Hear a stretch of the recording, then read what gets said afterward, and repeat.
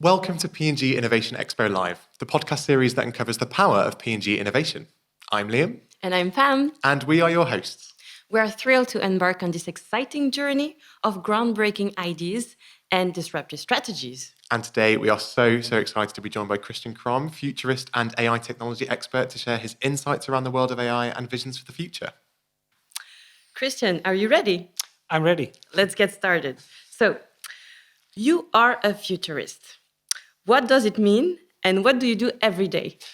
Well, a futurist is someone who studies the future. So what I do on a daily basis is making study of the future. So what's next? What kind of technologies are coming towards us? How do they evolve? And what will be the impact on society, on organizations, on jobs, talents, but also on our human being, on our who we are. So I see a lot of trends every day. I try to make sense of them, to categorize them, and to translate those trends into opportunities for organizations. So help them to become aware of what is happening, why it's happening, and how fast it's going. And I do this in keynotes. So I do keynotes on a daily basis. A lot of YouTube material we create, but also we have services that, that futuristic service inspire people on a daily basis. So a keynote is nice, but after a week you're still doing the normal things again, putting out fires in the company. But we help people to inspire them on a daily basis, so that becomes normal for them and start to adapt those new things as normal and start to use them as an opportunity instead of a threat. So it's all about mindset. It's helping people to understand the future, to envision it, and make sense of it, and help them to get less afraid of it. And let's start with the basics then. So can you talk to us a little bit about what is AI and what is regenerative AI, and how you see AI impacting the lives of consumers and the lives of people like us who work at organizations like P&G? Yeah, well, there are a lot of definitions about AI, but I can bring it down to it's a technology that mimics the working of our brain, our neocortex brain. So it's a technology that's able to learn, to see patterns, to make sense of those patterns, and to automate things. So if you see an example for a few times, then you can replicate it yourself. Now, well, these machines today use AI to do the same. And generative AI is a new branch of AI, like ChatGPT, for example, or Midjourney. So you can type in a prompt, and the system is trained with a lot of text or with images or videos, and you can create text, videos, or images from nothing. So just by typing in a prompt, you get a newspaper or whatever you want to write, a book or a script for a YouTube video or podcast. Everything you can imagine can be generated by that AI. So it's a kind of AI that's generating stuff. Documents, images, and it becomes pretty good, especially in the last few months. So, for example, Midjourney is also generative AI for pictures. So you can, I want to see a model or a car, and then it's generating a photorealistic image within seconds. So this is disrupting a lot of marketing departments and communication departments. So it's a trend. Yeah, the technology is not new. It's there for the last 10, 20 years, but it's evolving very slowly. But now we are moving into the exponential part of the S-curve, and it's really making some steps right now. So I'm on it every day, but I'm still impressed by the amount and the diversity of the number of startups that are using this technology to make a difference somewhere. So really impressive. So AI can do a lot. What are the applications of AI that you are most excited about, which can have a positive and transformative effect on economy and society? Well, I think artificial intelligence, basically the sole purpose of technology is managing complexity. So making complex things simple.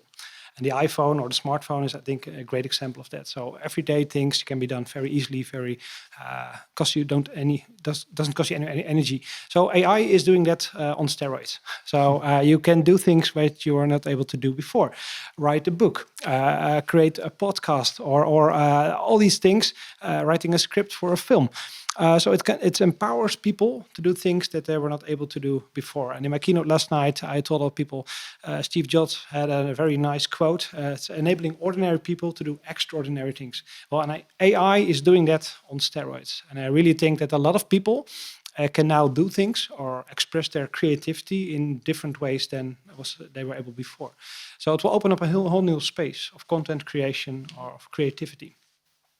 Thank you. And we've spoken a bit about ChatGPT and other applications. So in your role as a futurist, what other technologies do you see emerging and that you think are important for us to watch? Well, this Monday, Apple released the Vision Pro. It's spatial computing. And what I believe is that the more intuitive technology becomes, the more people start to adapt it, because we know how to use our hands, our face, our emotions, expressions, how we use our voice. And if technology starts to adapt to that and starts to understand our language, our expressions, then we can interact more seamlessly with the digital world, but also with other people on the other side of the world, and with media and with all kind of things. So I think this kind of technology, ChatGPT is already doing it because it uses natural language to interact with the machine. So that we don't have to adapt to the machine, but the machine adapts to us. But with spatial computing, also the interaction, the visual interaction becomes more adapted to the way that we perceive our world. And I think therefore more and more people will be able to use this technology and are empowered to do things that they were not able to do before. So I think spatial computing comes after AI, but it will be the next big thing in digital, I think. So the way how we communicate, how we collaborate, how we create products, co-create products, how we have conversation worldwide, I think it will all change if we have this spatial computing. So I'm really looking forward to it become cheaper and more available for the masses. Then it becomes, I think, a massive game changer. And now the last question. So it's a question we like to ask all our guests. So you walked through Expo. What jumped out to you, and which innovation was the most inspiring to you? Well, what really stood out to me was the number of the high techiness of simple products. What I thought it was simple. So washing detergent or the washing pads for your dishwasher. How much thinking and research goes into it, so you can use it to reduce energy consumption 60%.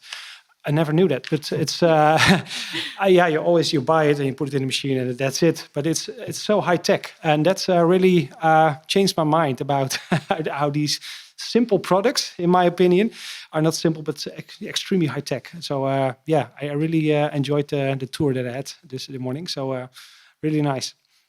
Thank you for this insight from somebody that is not from P&G. You're welcome. So that brings us to the end of another enlightening episode in the P&G Broadcasting Studio. Thank you, Christian. And we hope that you enjoyed this episode. And thank you for coming along with us again on our journey to uncover the secrets of both P&G innovation and innovation more broadly in society. Until next time, keep innovating.